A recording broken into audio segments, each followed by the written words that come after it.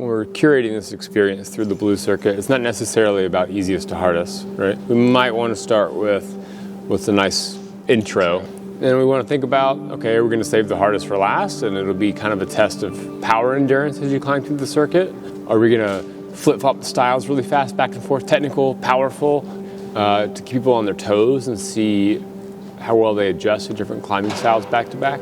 We're going to number the circuit boulders, kind of like you see in Fontainebleau, France, right?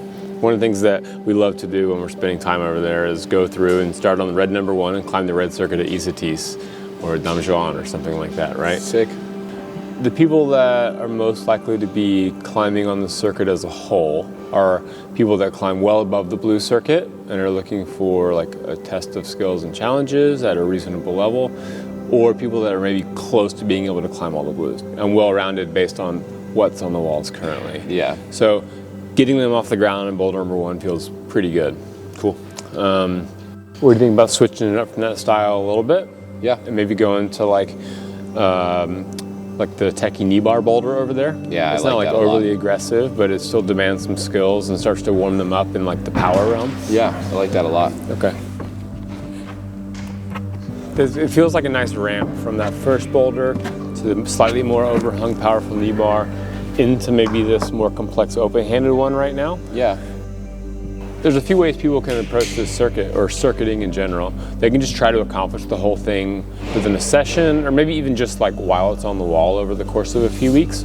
Or they can try and do it like an on-site style, like a one-shot circuit, where they come in, maybe they've done all the blue boulders before, and the goal is to do them all first try in a single session. That's a really cool concept because there's multiple ways that you can see progression. You can see progression within a singular boulder. You can see progression within the circuit as a whole by just completing it over time. It's a really interesting way to like keep challenging yourself on the same product over and over again. So we've gone from this like powerful steep thing where you're swinging your feet around and you're like squeezing really hard on open-handed holds to all of a sudden you're like standing on your feet and moving really slow. So you're like, your brain's all like, go, go, go, and then it's gotta be like, chill.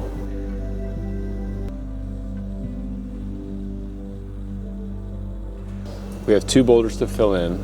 I think we can still get a little bit of a power endurance and a stamina test by taking them from the pocket powerful boulder into the steep, long, crimpy one. Nice. Right, Yeah. so you get a little bit of that like power endurance taste. So I think that as we move into 4 and then 5 and 6, there's some pressure building to execute, Yeah. and then 7's like the cherry on top. And then we finish on the pommel.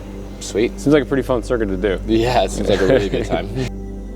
As we're thinking about rounding out this blue circuit, I'd probably add some tiny technical feat, maybe some simpler boulders. A lot of the blue boulders we have up are longer and kind of complex, but we can do our best to, over time, introduce the blue circuit climbers to all kinds of different movements.